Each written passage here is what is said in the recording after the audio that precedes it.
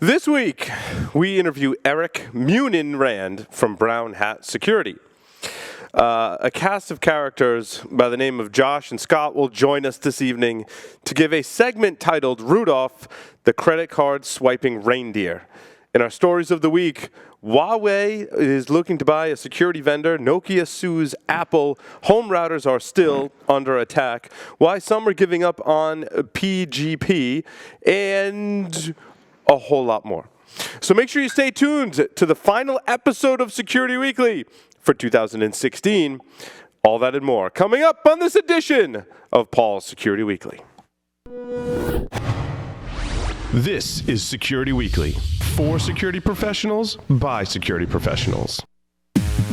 Broadcasting live from G-Unit Studios in Rhode Island, it's the show where exploits run wild, packets aren't the only things getting sniffed, and the cocktails flow steady. It's Paul's Security Weekly.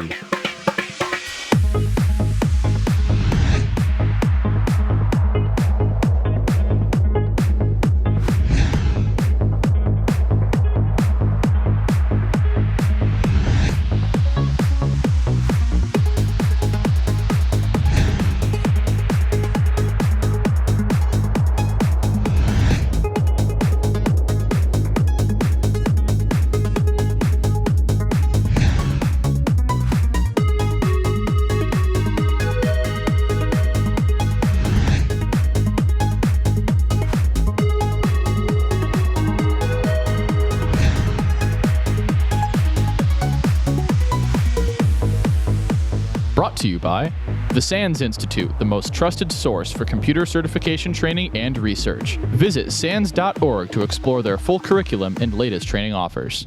Onapsis, the leading provider of solutions to protect ERP systems from cyber attacks. Customers can secure their SAP and Oracle business critical platforms from espionage, sabotage, and financial fraud risks. Visit them on the web at onapsis.com. Pony Express. Check out their line of penetration testing devices, including the Pwn Pad, the Pwn Phone, and the Pwn Pro. For enterprises, there's Pwn Pulse, providing continuous visibility into wired, Wi-Fi, and Bluetooth spectrums across all physical locations, including remote sites and branch offices. For all those hard-to-reach places, there's Pony Express.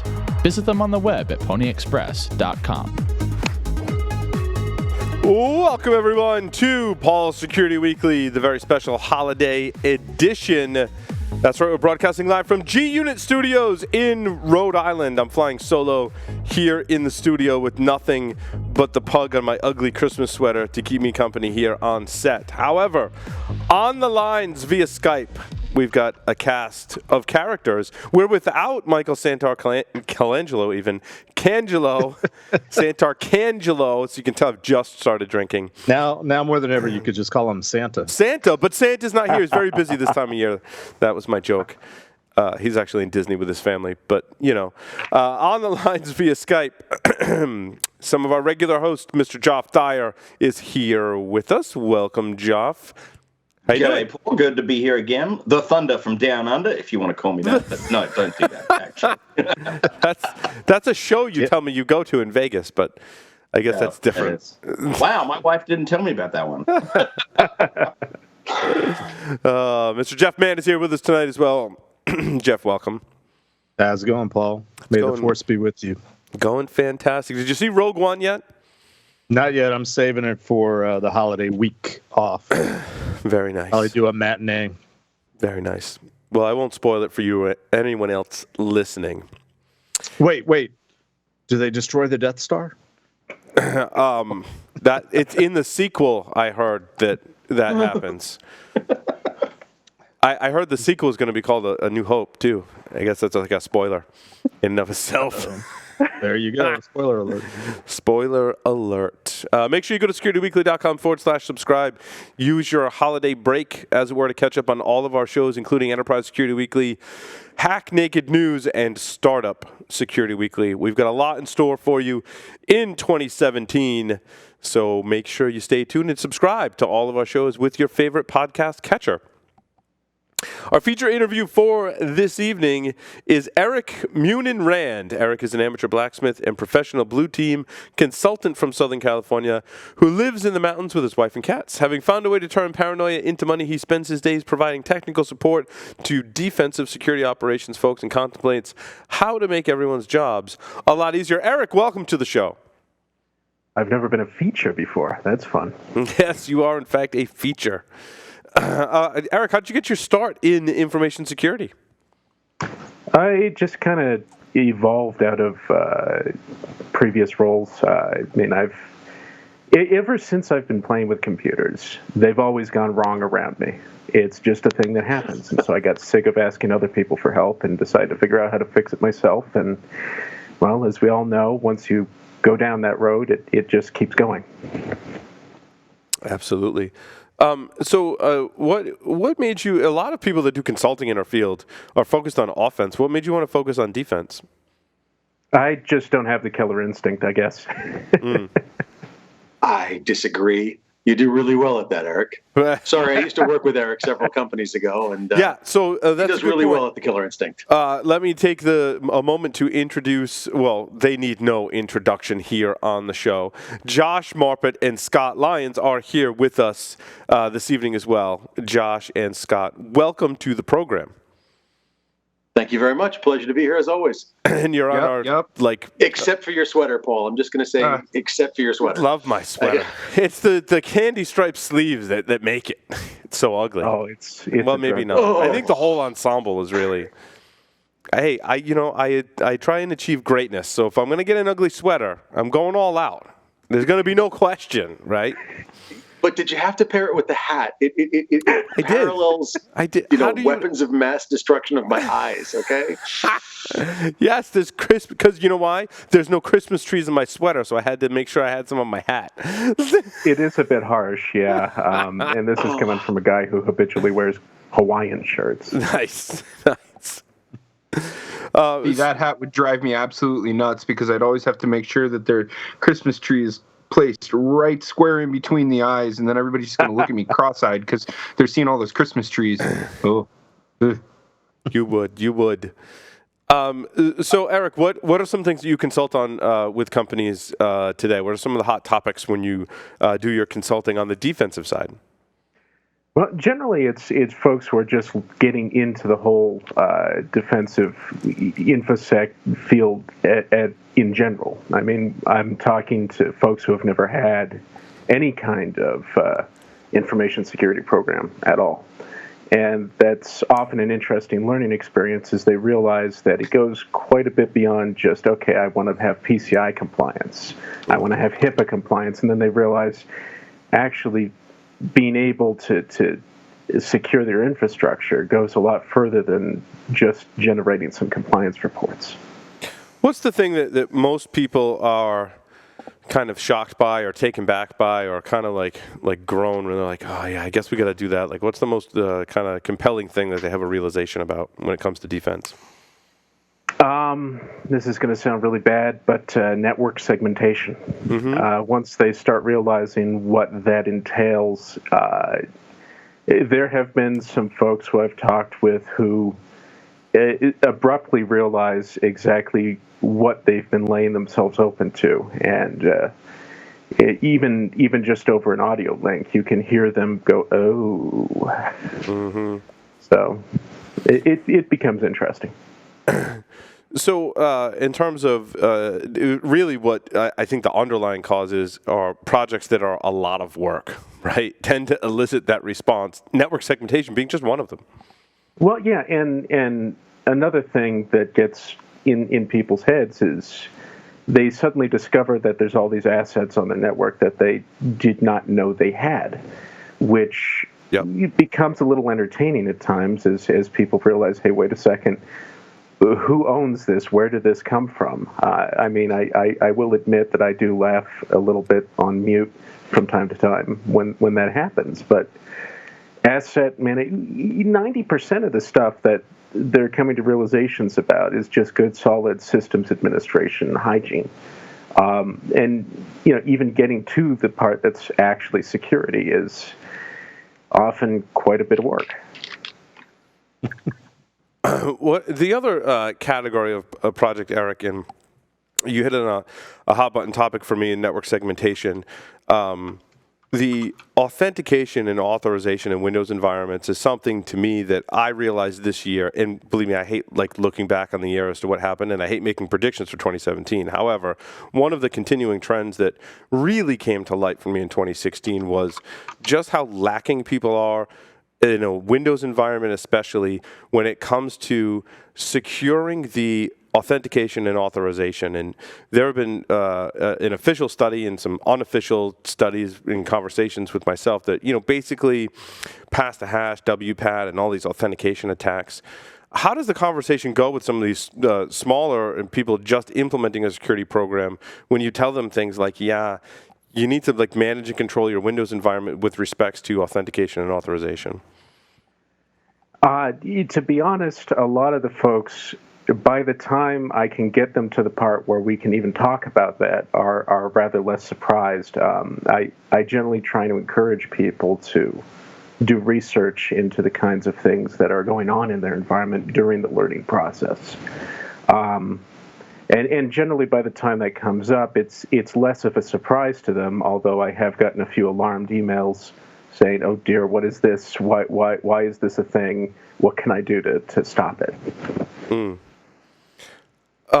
One of the technologies that I've been talking with people about as a kind of a product that can be used to help that, although having a really good Windows admin is certainly the first step, but implementing some kind of PIM or IAM also is there. Are there solutions in that light that exist for people just implementing a security program or smaller businesses? Not a whole lot that I've run across. I admittedly, that's probably one of my weaker areas there. I will admit. Generally, I try to hang out more on the Unix side of the house, but as a general rule, a lot of this stuff that comes up, the folks in the smaller businesses don't really have a whole lot of tools that are structured in such a way that they can take effective advantage of them. And so it becomes kind of a chore to get people to learn the large biz type stuff. It's been identified this year in several interviews that I've done that what we deem small business, but how we define that could certainly differ, right? Small business could mean 50, 100, 300, 500 people or more, and speak to some kind of revenue. It all depends on how you slice the pie. What are some of the opportunities that you see for software security startups, other than the one we've already identified with PIM and IAM, for the smaller businesses?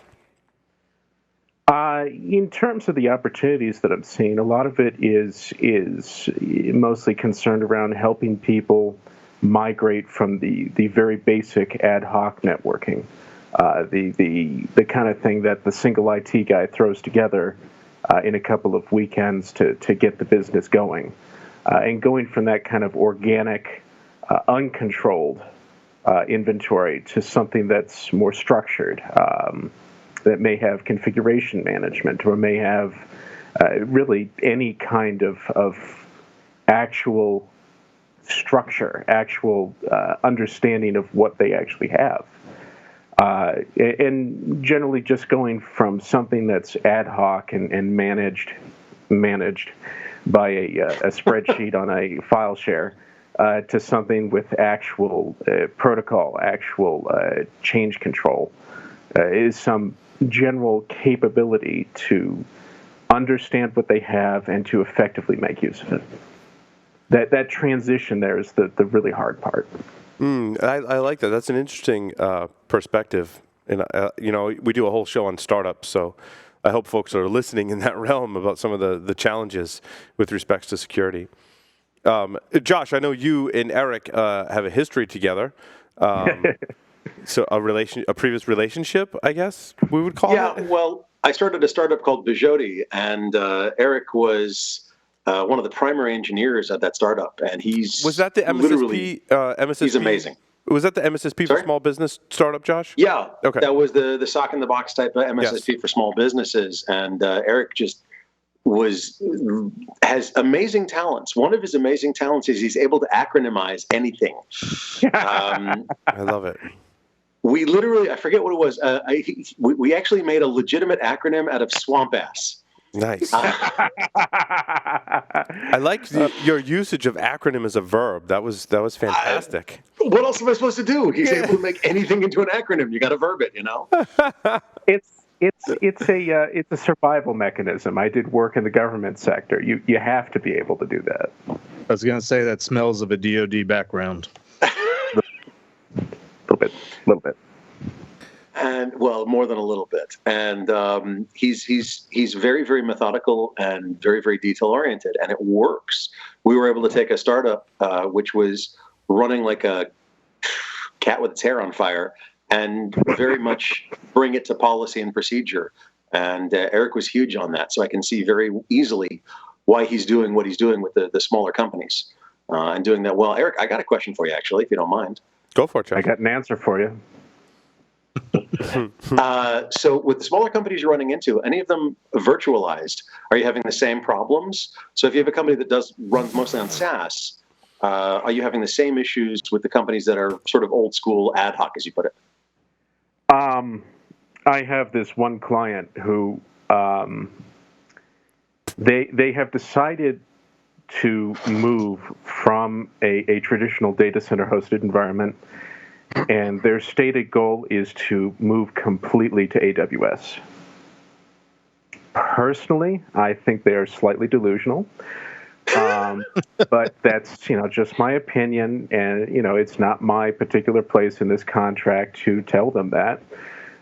So it's been a very, interesting road to try and help them understand how to manage their inventory and how to understand their security posture as they do this. In the meantime, trying to teach them the platform as we go along.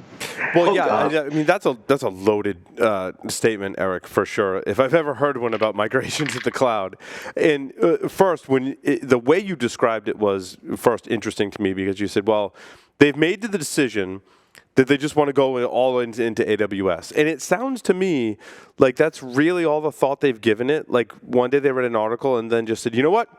Everything should be in the cloud in AWS. Sounds to me like somebody sold them on they can save a lot of money. It's cheaper. Yeah. Let's do it. And it makes all their security problems go away. So having said that, did you find that was the case? Or did they develop goals and return on investment and look at value and risk and all those other things? This has kind of been an ongoing thing for a couple of months now. So there have been a lot of discussions, only some of which I've been privy to. Mm-hmm. And so I can't really go into details, but they have a somewhat more, a little bit more understanding of the subtleties mm-hmm. involved in that it's not as straightforward a transfer as they anticipated. Right. Now that's so diplomatic. So nice. Very diplomatic.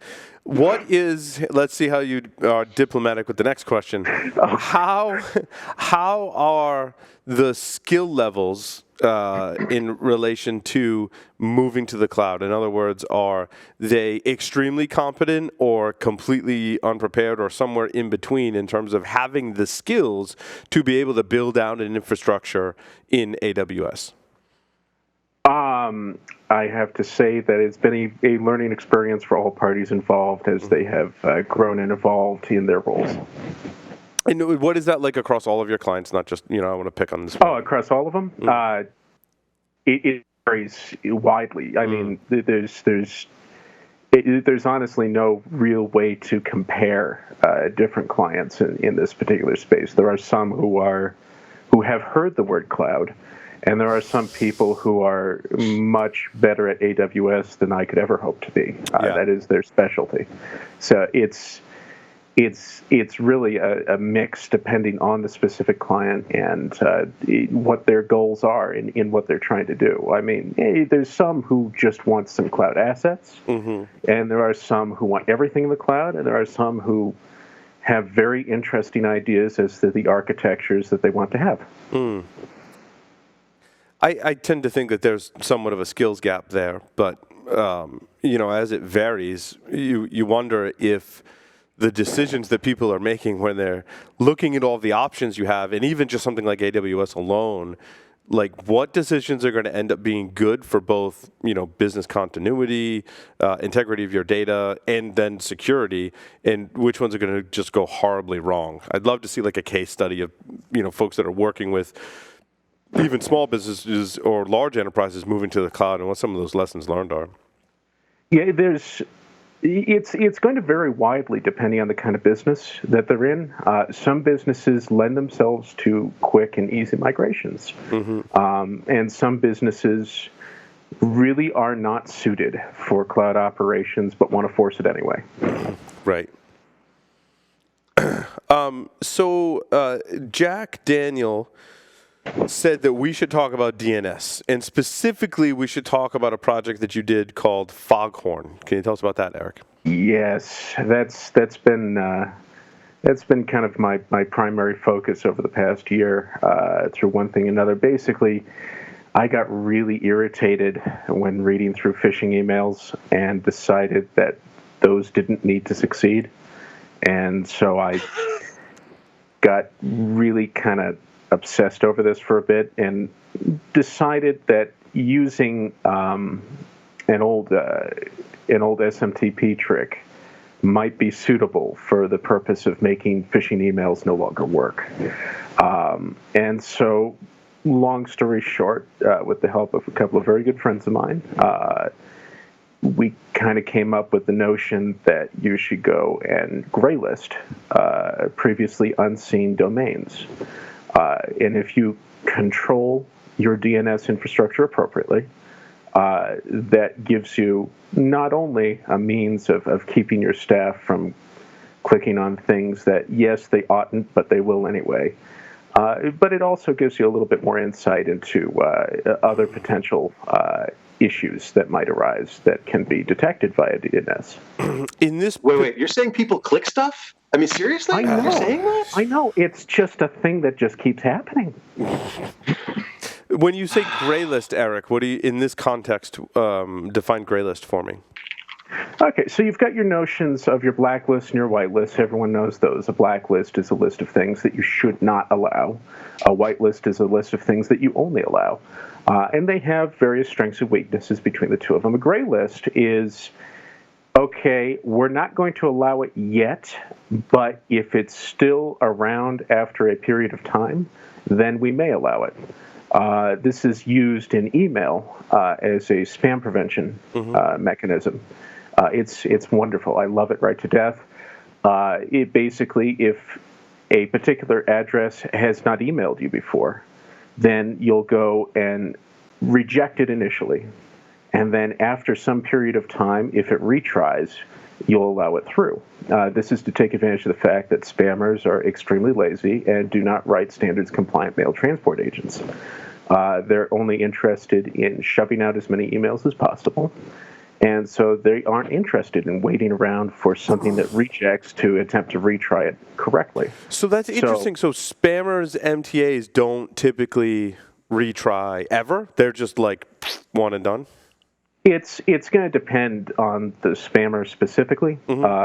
Different ones obviously have different methods, but as a general rule, many of them do not.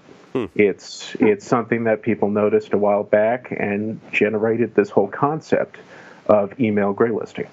And so I've kind of taken that notion and brought it over to the DNS world, where if you see a previously unseen DNS request, you reject it or have it resolved locally for some period of time. If it's legitimate, then you can let it through at some later point in time. Or, well, honestly, if it's that big a deal, then the employee this is aimed at businesses, obviously, but the employee can file a ticket with support and get it unblocked. Right. Now, do you find that also spammers will change their DNS sending domains frequently too, and kind of round robin them? And that also kind of speaks to the graylisting method as being very effective. Yeah, that's the fun part, is that a lot of these tactics that are used are specifically to address the weaknesses in blacklisting. blacklists are somewhat reactive. Blacklists need to be updated constantly. And there are a lot of people who spend quite a lot of time updating blacklists. And they are wonderful people because they have made this tactic possible. And so accordingly, once a given domain gets blacklisted, they have to move to the next one and move to the next one. And so they have developed all these lovely blacklist evasion mechanisms. In one of them that I happen to, I kind of have a little respect for these guys, the domain generation algorithms. They go and generate hundreds and thousands of domains and registers some number of them so that the blacklist maintainers have to run around like chickens without heads. And meanwhile, it's likely that at least some of those domains will be live. That is a very clever tactic. And it's extremely useful for me because this means that they are guaranteed not to have shown up before, and so they will not succeed. So does that mean that there are domains that they will use later, but they're not using yet? In other words, the domain is old enough to go past the domain age threshold? Sometimes. I've seen a couple indications of domains that have shown up in my spam folders that I've never gone to them. I'd have no reason to go to them, but they've been around for a week or two, which is kind of exceptionally long in this particular field, but they're obviously being used. Interesting. Because I know companies that won't accept mail from domains that are less than, say, 2 or 3 months old or whatever, Exactly. Under that premise that if they're a real business, they would have been there for a little while more than that. Exactly. And, that also feeds into the whole domain reputation thing, which, again, it's a beautiful concept. You look for domains that have been around long enough and have accrued few enough complaints that they're likely to be legitimate. But again, that really doesn't help against, for instance, the old trick of you poach a domain from a company that goes out of business, and you use that to send off spam. That domain will have had a long and honorable reputation, as it were. But 2 weeks after they file for Chapter 11, all of a sudden you're getting spam from them, and that's just not helpful. Well, some research that Logarithm did can help that situation. They have a way to trace back and correlate. So let's say the spammer sets up a temporary domain and it's brand new. They identify it as a potential domain that's sending spam. They can look up who owns that domain and then all the other domains that they own. And that would then, in conjunction with your gray listing method, help to kind of correlate and say, well, no, that's a bad, even though that domain has a good reputation, it's associated with this other account because they're lazy and they don't change their registration information for every domain that they're registering. Well, they wouldn't need to. I mean, if it works, why bother doing more work than you really have to? Right. We capitalize on the laziness of attackers.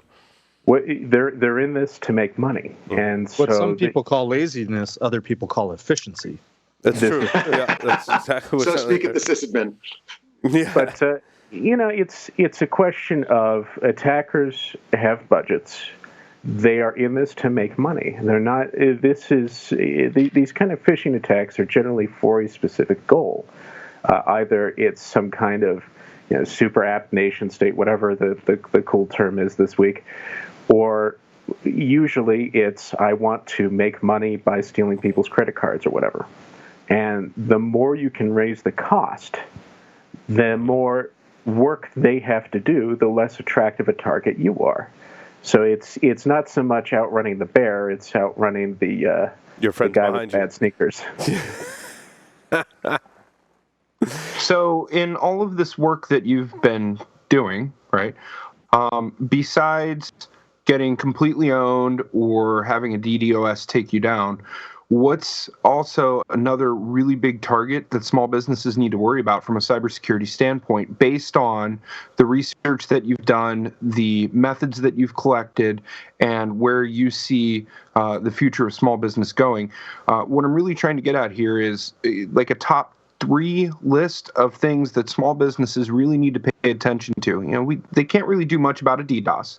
And if they get owned, 9 times out of 10, small businesses are going to say, well, I need all of my data back, so I'm just going to pay the ransom. So take those 2 off the list. What would you identify as being the things that small businesses really, really, really need to key in on to help them? Well, to be bluntly honest, it's patching, phishing, and at that point, that's going to cover most of it. Nobody keeps their inventory up to date and patched. Nobody actually pays much attention to phishing until they get owned by it. So addressing those two things right off the bat it handles 99 and some % of the things that I tend to see. What about web application security, Eric? Does that come into play for small businesses, or mostly they're using kind of canned web apps from someone else? They generally end up using canned web apps that I've seen. To be bluntly honest, most small businesses that I do business with, as it were, they don't do a whole lot of development in-house. They're not making web apps of their own. They're in this to make car parts, or they're in this to print books, or they're in this to do all sorts of other things. There's a lot of businesses that aren't, primarily development focused. What? And that's heresy. Yes, I know. It is utterly heretical. I realize this, but there are parts of the world that aren't primarily focused on computers. It's weird. Well, there's so many choices today, too. In fact, we having these conversations at Security Weekly, and they're like, well, we could just write that. Like, we got people who can, write software, make software. We should write. I'm like, no, there's, at least a dozen or more other companies that make software. We should just use one of those instead. And I think that's where small businesses are going to. Exactly. I just want to check something. Paul, I just want to check something. That's a cigar tube in your hand, right? Yes. Just checking. It is. Just checking. It is not like a tampon or whatever else you thought. I don't know what else you could think it would judgments. be. I don't know what else you think it could be. But it is, in fact, a cigar tube. Yes. Josh, he got it from Canada. No, it is not a Cuban cigar either. It's actually from Nicaragua, in case you're wondering. I'm full of useless cigar knowledge. Don't get me started. Josh, sometimes a cigar tube is just a cigar tube. Cigar tube. See? That was beautiful, Eric. Beautiful. I just dropped an ash all in my lap. Josh. You do that every week. You just Schroedered, bro. Schroeder. Last week, Paul dropped ash in my lap. I get tired of dropping it in my lap. I'm like, this is going in someone else's lap. So I'm like... But Jeff, you shouldn't have been sitting on his lap. That's true. Wait, why not? Why not, Jeff? That's what my sweater said. I had my other ugly Christmas sweater has Santa on it, and it says "sit on my lap." Yeah, that wasn't that one last week. Jeff was just following directions. Follow-up question for Eric. You just said the two big things are patching and phishing. Early on, you said the biggest problem you see is lack of segmentation, or the biggest challenge. Can you knit those two thoughts together? None of the big things are in my lap, just for the record. We knew that already. So patching is kind of a subset of the overall inventory and asset management. Which, in retrospect, perhaps I ought to have really said that first instead of patching.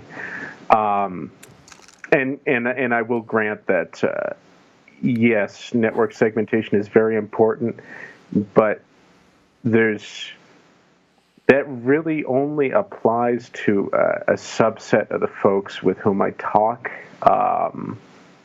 those who are in the financial sector. And have specific requirements for that.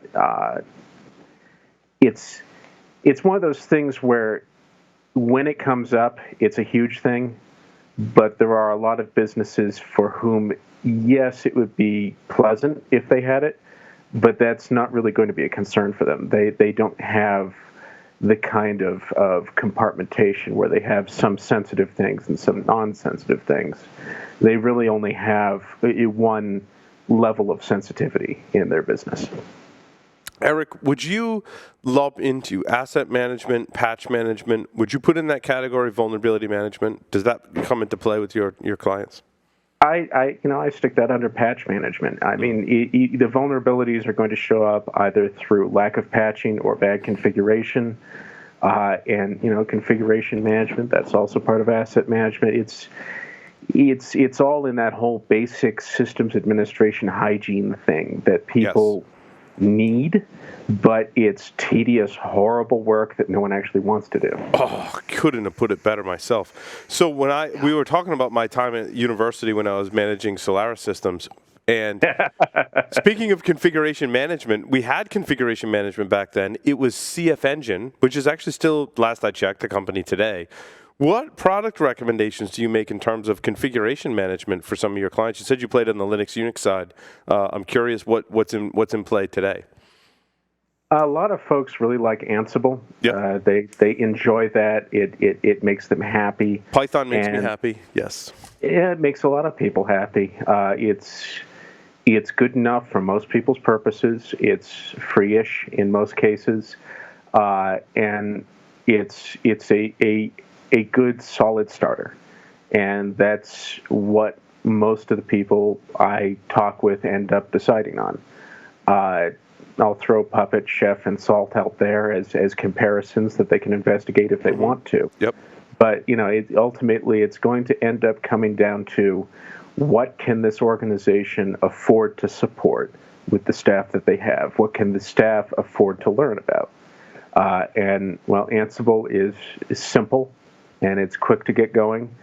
And generally, people are happy enough with it that they can actually get on to the whole job of actually administering their networks. Well, I love Paul it. and Eric, That's a general comment on all software. As we here at Security Weekly look at evaluating software for business processes, a bunch of boring stuff for most people. But that seems to be the requirement. Like it's good enough.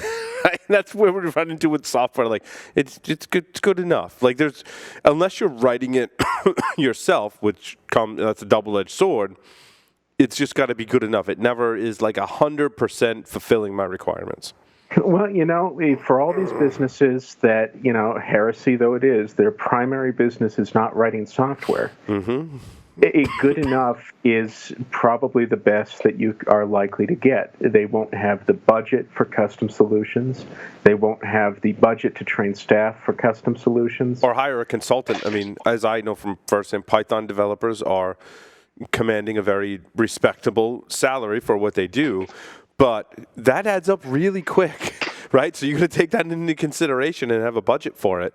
It's interesting. We're a small business, you could say, but we have custom in-house software, and absolutely we write it ourselves because there's really nothing on the market to do what we need it to do. So we bite the bullet and we manage it. And I have a history in software. I was a software developer, and I've managed software development projects, so we have that. But not everyone has that luxury of having that experience, and that can increase the cost. If you don't know how to manage a software development project, go buy something off the shelf. Well, there's another aspect involved here, and that's, are you in the business of making custom configuration software, or are you in the business of making car parts? If you're not in the business of doing custom configuration software, why are you spending so much time doing it? Right. If a good enough solution is going to get you to where you need to do your real business effectively, that's what's going to get used. Just have sheer practicality. To have a successful business, you need to be in the business of making money. I mean, that's something like Kevin would say from Shark Tank, right? But I mean, it's true. Money's not everything, though.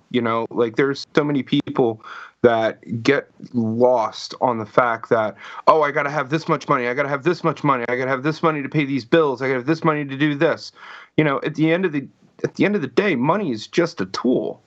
Let's not lose sight of that. Sure, don't say that to the shareholders or the stockholders, or your employees that expect a paycheck too. Perhaps we can just recast this. Yeah, but again, you can trace all of that back to being tools.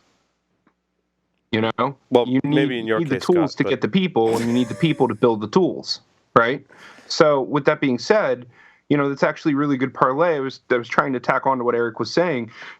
Small businesses, when they're going through their business maturity life cycle, might not have the knowledge of being able to run the tools or have the technical ability or the aptitude to be able to come online with it unless you are a house that is doing programming. What are the odds of you actually standing something up like that, without having a deep technical And Eric, that's actually a really good question for you. For somebody that doesn't have a deep technical knowledge, how difficult is it to get these tools online?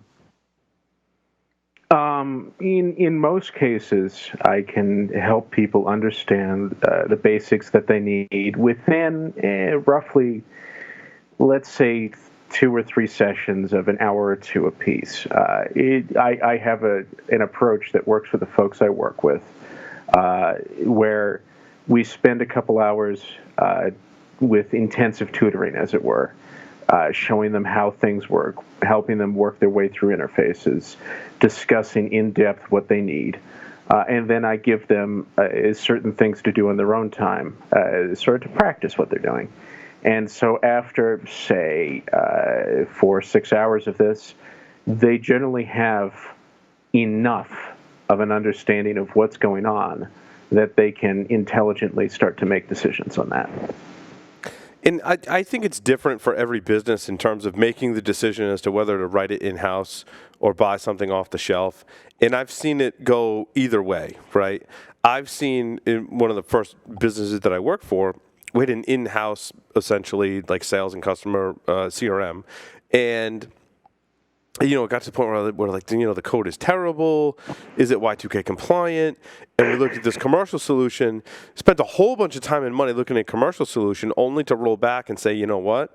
We're better off just fixing what we have. And, by the way, what we have is how we've been running the business successfully for a number of years. So let's just continue with what we have.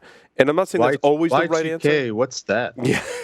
I'm showing my age, but sometimes that's the right decision. And I think Certainly. Some will go buy something off the shelf, and that may be the right decision. I think it's going to be different depending on the situation, the type of software. Sometimes you're just better off paying people in-house to maintain custom software for you, depending on how specific your business is. And sometimes it's better to get something off the shelf. It's also, I think, better. True. Well, thank you, Eric. And I think also sometimes true as well. Like what you adopt early on, whether that's custom written or off-the-shelf software, is kind of what you have to stay with if you want to have a successful business. And one of the things that I'm looking at is I look into the world of startups, and I look at the small businesses, and you look at business process software, which is one of the projects on my plate now, and it's like, do you go with Salesforce and spend the time and money you need to get Salesforce going, or do you use a cheaper alternative, or do you do like a third option where you're using some cheaper alternatives and maybe you write some custom code to integrate them or use existing integrations? And I think that's just different for every business. It depends on your goals, right? I mean, investors are telling me, look, if you've got a really high-tech startup in security, for example, and your goal is to get funding and be on a fast track to be doubling your revenue and paying back your investors, they're like, absolutely go with Salesforce, because you know what? Investors are going to look for that, and the salespeople you're going to hire, they're going to be familiar with that, and that makes total sense. But for other businesses that are on a different track, maybe not going to take funding, the answer could be different. Yeah, I think a lot of what you're suggesting, Paul, is you're speaking Greek to most companies out there. They don't go through all that. You're wanting them to plan and get ideas and actually think about what they're doing? Yes. Rather than act now. Act now can get you in trouble. Like Act was software. They could get you in trouble if you were using that for contact management. Yeah, sorry, Eric, go ahead. I want to get your take, because I'm sure you see this a lot if you're dealing with a lot of small business, and I hate the term small business, but small businesses, they're making these decisions every day. And, it's going to depend a lot on the nature of the business itself. Every business, not to be insulting, but every business is a special snowflake. They have their various specific requirements for what they need to do to get their business done. They have varying levels of what kind of resources that they can provide to various things. And, every man-hour that they have to spend on evaluating software, on learning software, on deciding which package to get or developing packages, that's a man-hour they can't devote to their core business. Yep. It ends up being an irreversible kind of expense, because it's the one thing that you can't get back is time. Mm-hmm. So if they have a requirement for something, then they need to get that something in and built as quickly as possible in order to continue doing what they actually need to get done. Right. And I mean, sometimes it just, I don't know, some of the ways into my decision, we're a podcast company. We did the research. There's not a whole lot of software. In fact, there's maybe none, depending on your requirements, that exists for a podcast company to like push content out to the world. That software just doesn't exist. And every company I talk to says, yeah, you can try and use a couple of solutions out there, but it really doesn't work, and everyone else develops it in-house. So, that's what we did. And for me, it's great because it gets to fuel my inner geek because I help maintain it too. So, it keeps me sharp. But back to your special snowflake comment, like that's going to be completely different for other companies, completely different. Yeah, it's every company has... Each time I meet with a new client, I end up learning about how they intend to go about doing business, just as a base requirement for, okay, so if they need to do business in this fashion, then they're going to have to learn about this, and this other thing. But this other thing that another company would find important isn't going to be applicable at all. Mm-hmm. To go back to earlier, some companies want a full-on migration to cloud, and others understand clouds to be those white fluffy things that drift peacefully overhead.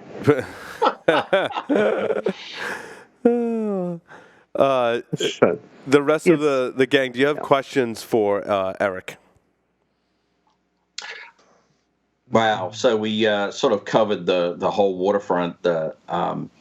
I've got one that I'm going to throw out there.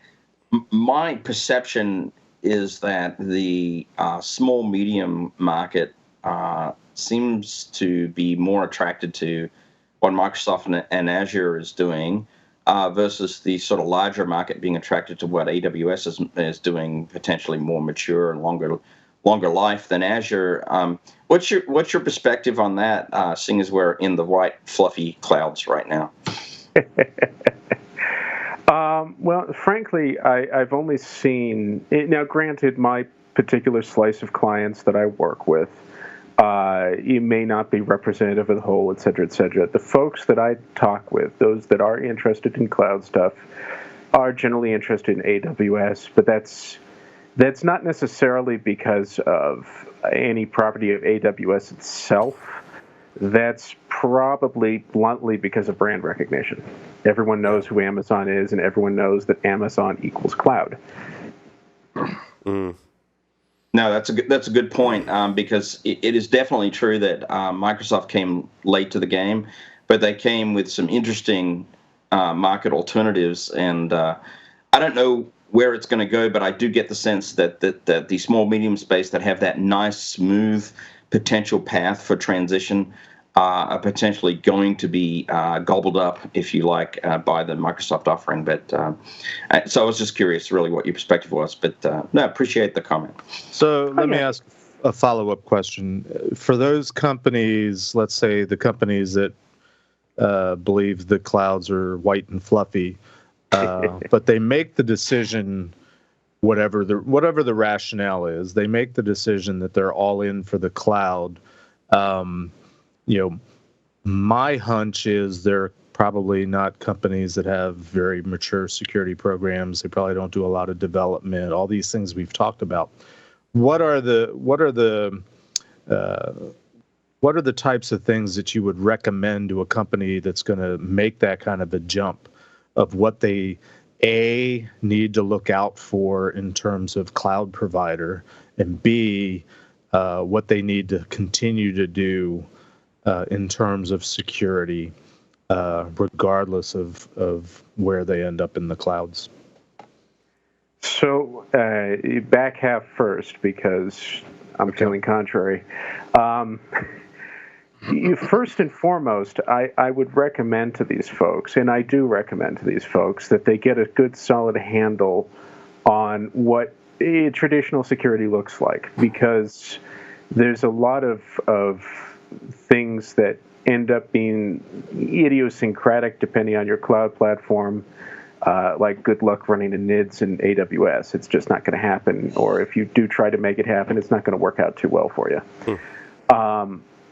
So as a general case, I want them to understand the perspective of traditional security before they go trying to do a completely new architecture. And at that point, they may decide, as they learn more about the cloud space, to go back to the first half of your question, given how every platform has its idiosyncrasies. Idiosyncrasies, is that a word?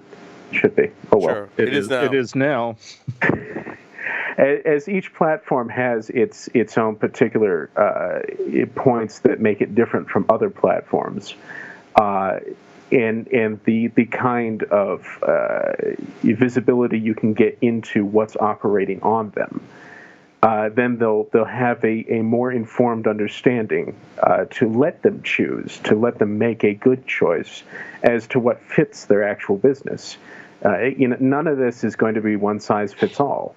And that's something that, despite all marketing to the contrary, I think people really need to understand deeply. Everything needs careful consideration. You can't just jump in. So what are some of the touch points that you would define out for a small business to go down that road and make that decision? What should they be looking for? Should it be that they're being driven by a pivot in their product? Or should it be that, okay, well, what we have right now doesn't work, so we're going to scrap it? Or, hey, shiny, AWS, Azure, let's go with that. What do you see as the decision points? To be honest, I don't get a whole lot of visibility into the whys. I've asked folks on numerous occasions, why are you going to cloud? And, well, it's generally a management directive of some kind. Which, management. CEO read an article. Yeah, CEO read an article. I went to a conference, and now cloud. Yeah. Well, and specifically, their belief is they're going to save money. Yeah. Or they're going to make their compliance/security concerns go away. Or Paul pulled them aside and had a quiet conversation. This could happen too. Yeah, there's a lot of potential drivers, but basically, it all comes down to what are you exactly trying to do here? Are you just trying to move some of your application servers into some infrastructure you don't have to maintain yourself? Because that's going to have a very different kind of deployment from, say, we're going to move absolutely everything up and everyone's just going to wander around with their smartphone poking at the company web app. Those are very, very different deployment and situations. And they're going to have vastly different requirements, and understanding what they're actually trying to do, what their real motivation is, what their success metric is going to inform what decisions they can make. What is all this planning things you guys are talking about? Why plan? I know. Come on. It's just cloud. Well, that's what I see a lot of is no one wants to plan. No one wants to sit down and think these things through, and that's why I have gotten paid to be paranoid. I see the worst case scenarios. I see where it's going to fail and try and help people not. Well, and for our listening audience, to make sure that you're not missing the point, what you're not saying, what I'm not hearing you say is, oh yeah, you get huge advantages in terms of security and removing your obligation to do the right thing, responsible or anything like that. I'm also not hearing you save money by going to the cloud. It depends. Don't think it's possible in some limited circumstances. Yeah, but I honestly in most cases don't see people praising that aspect. It's going to depend real heavily on what you were doing and what you are planning to be doing. And if saving money is your big prospect here, I will note, though, there is one particular thing that I have seen so far that is a great way to save money, and that is for write-only logs. Those things that you just accrue for compliance reasons and you never are going to look at them again unless there's something real specific that happens. Check them up to Glacier instead of keeping them on a local tape storage, and that seems to work out well for some people. That is one particular cloud usage that does seem to work and does seem to save money and isn't that hard to implement once you understand the rather peculiar way in which Amazon has chosen to implement that API. But in most of the other times, it depends, like Josh says. And I thought depends was just something that Jack Daniel wore to security conferences, but apparently... Well, you know what one cannibal said... You know what one cannibal said to the other outside the retirement home? What do these old people taste like? It depends. Yeah. The guy's not even here to defend himself. It's just fun. That's what makes it more fun sometimes. Eric, I've got 5 questions for you. Are you ready to play 5 questions with Security Weekly? Oh, I can try. 3 words to describe yourself. That crazy guy. If you were a serial killer, what would be your weapon of choice? Oh, what to choose? So many options. I know. I'll go with a hammer. If you were to write a book about yourself, what would the title be? Put down this book. In the popular game of Ask Grabby Grabby, do you prefer to go first or second? Never actually played it. It's popular in Europe. Guess I better go to Europe and try it out then. Europe's looking more and more attractive for my family vacation. I heard they play Ask Grabby Grabby there. So first or second, Eric? It's multiple choice. Oh, I don't even know the rules, but first usually has an advantage, so why not? There you go. Choose 2 celebrities to be your parents. Alive, dead, fictional, non-fictional. Oh, I don't know. Cardinal Richelieu and Marie Antoinette. Excellent. Whoa. Wow. Mind blowing. Mind blowing right there. Completely Isn't that like other sides of the spectrum? Whoa. Eric, thank you very much for appearing on Paul's Security Weekly. It was wonderful having you. And thank you for letting me come on here and say horrible things. Thanks, Eric. Short break. Coming back with a Christmas segment. So stay tuned. Woo-hoo.